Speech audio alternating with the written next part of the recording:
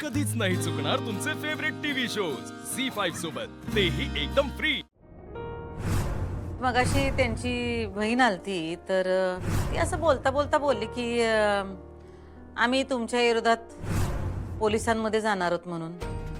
उगा आपल्याबद्दल काहीतरी खोटं नटं सांगून त्या खरंच पोलिसात गेल्या, जर का त्या असं काय बोलल्या का यांनी आमचा छळ केला, आम्हाला मारहाण केली तर असं काय करणार नाहीत मास्तरीनबाई। अधिपती तुमच्या मनातल्या मास्तरीनबाई आणि जगातल्या मास्तरीनबाई दोघी वेगळ्या आहेत। माझ्या मनातली मास्तरीनबाई आणि जगातली मास्तरीनबाई दोन्ही एकच आहेत, तुम्हाला बी कळेल। नाही नाही नाही नाही असं अजिबात नाही। आईसाहेब मास्तरीनबाईसनी पूर्ण ओळखत नाहीत म्हणताना असं म्हणले असणार। आम्ही ओळखतो की खरं आमच्या मास्तरीनबाईसनी। त्यांच्या पोटात एक वटात एक असं नसतंच तर। आणि ते पत्रपित्र पण मास्तरीनबाईंनी असं जर रागात पाठवलं असणार आहे का नाही। हां, रागाच्या भरात माणूस बोलते की हो काय बी काय वाटेल ते करते। आता मी बी नाही रागाच्या मनात काय वाटेल ते बोलतोय, तसंच झालं असणार मास्तरीनबाईंचं। बोललं पाहिजे आईसाहेबांसंग। मास्तरीनबाईंबद्दल जर आईसाहेबांच्या मनात कायमचा गैरसमज निर्माण झाला तर ते बरोबर नाही। आमचं काय नवरा बायकोचं भांडण आहे हो, आज न उद्या मिटून जाईल, पण आईसाहेबांच्या मनात जर मास्तरीनबाईंविषयी कायमचा गैरसमज झाला ना, विषय हार्ड होऊन जाणार। अधिपतीराव आत्ताच्या आत्ता बोललं पाहिजे आईसाहेबांसंग। बोला। आम्हाला तक्रार नोंदवायची आहे। कसली? सुनेचा छळ केला ह्याबद्दल। कुणाविरुद्ध? भुवनेश्वरी सूर्यवंशी विरुद्ध।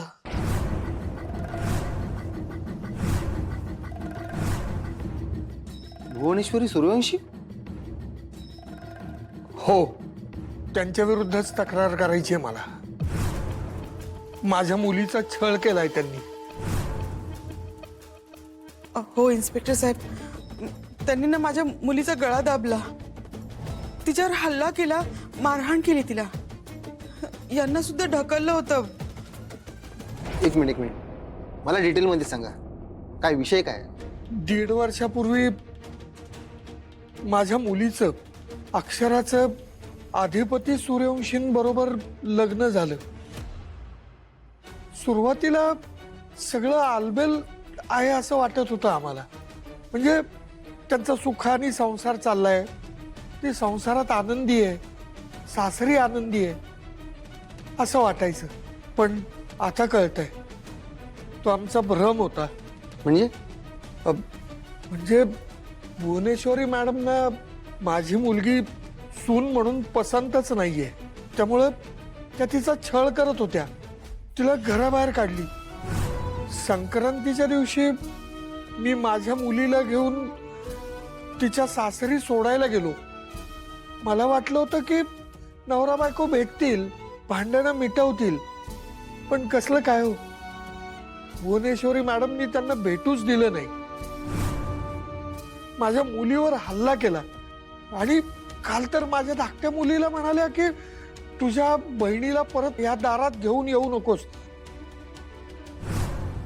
तिला जर दारात आणलीस ना तर तंगड तोडून तिच्या हातात देऊ। हो, तुम्हीच सांगा ही कुठली भाषा सुनेबद्दल बोलायची?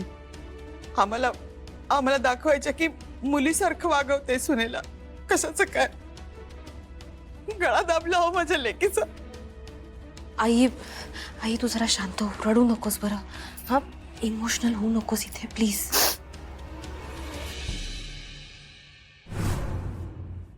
तू माझ्यासाठी भारतात आलास? तुझ्यासाठी म्हणजे तुझ्यासाठी पण भारतात परत आलोय। ॲक्च्युली झालं काय ना, तिकडे US ला गेल्यावर माझं थोडं मराठी व्याकरणचा थोडा प्रॉब्लेम झाला। सो म्हटलं तुझ्याकडनं छान ट्रेनिंग घेऊयात। सो आई बाबा पण आहेत, मित्र पण आहेत, तशी तू पण आहेस, म्हणून मी परत आलो असं। ओके बर, आता निघते मी। प्लीज प्लीज थोडा वेळ थांब ना। तुला टाइमपासला कोणीतरी हवं होतं म्हणून बोलवलंस ना मला? असं नाहीये अक्ष, तसंच आहे रे, तुला काही सांगायचं वगैरे नाहीये, मला कळलंय। ऐकायचंय पण काय? तुझी लव्ह स्टोरी। अरे काय लव्ह स्टोरी? लग्न झालं की संपतं सगळं। संपतं म्हणजे काय? काय संपतं? प्रेम संपतं? प्रेम नाही संपत कधी. मग मग काय होतं? अरे काय, लग्न होतं, मुलं होतात, फॅमिली वाढते आणि दोघे सुखाने संसार करू लागतात. ओके, अक्ष, अगं मला माहिती आहे अक्ष, तुझा संसार सुखाचा नाही चाललाय.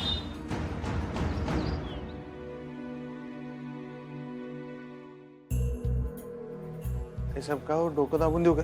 नाही नाही, काय डोसकं वगैरे काही दुखत नाही हो, जरा शांतपणे पडून आहोत. पण तुमचा चेहरा का असा उतरलाय? नाही ना, काय नाही. कळतंय आम्हाला सुनबाईंचा विचार करताय ना व, म्हणून सांगतो आम्ही तुम्हाला, अधिपती जावा त्यासनी घरला परत घेऊन या. आमचं काय हो, आम्ही जातो आमच्या गावात. हे बघा, हे असलं सारखं सारखं बोलू नका बघा तुम्ही. नाही हो अधिपती, आम्हासनी आता दुसरा काही मार्गच दिसत नाही. ऐका, आता परत तोच विषय. तुम्ही कुठं जाणार नाही, जा ग बसा. मग हे कोडं कसं सुटणार? सुटलो आई साहेब. हे बघा, शेवटी प्रेम आहे. प्रेम आहे म्हणल्यावर सगळी कोडी सुटते. तुमचं आहे, त्यांचं बी आहे आमच्यावर.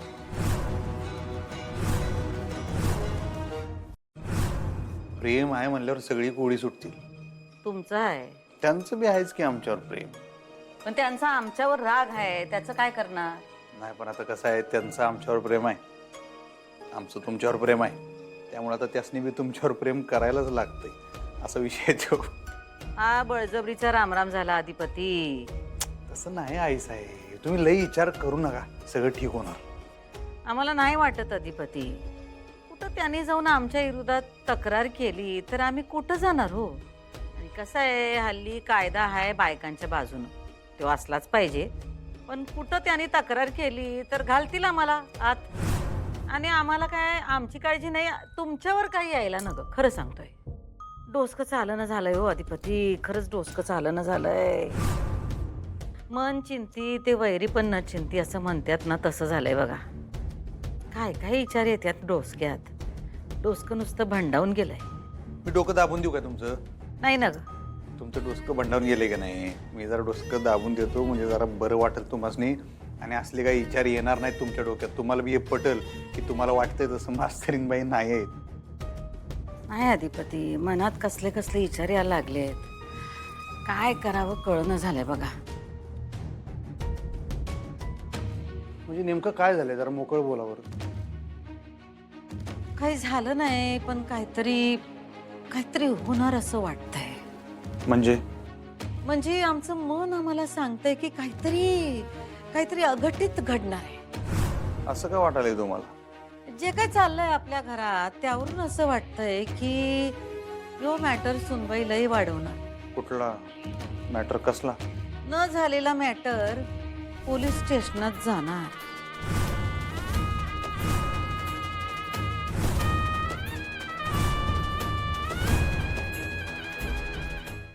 झी 5 ॲप डाउनलोड करा आणि पहा सर्व एपिसोड्स एकदम फ्री.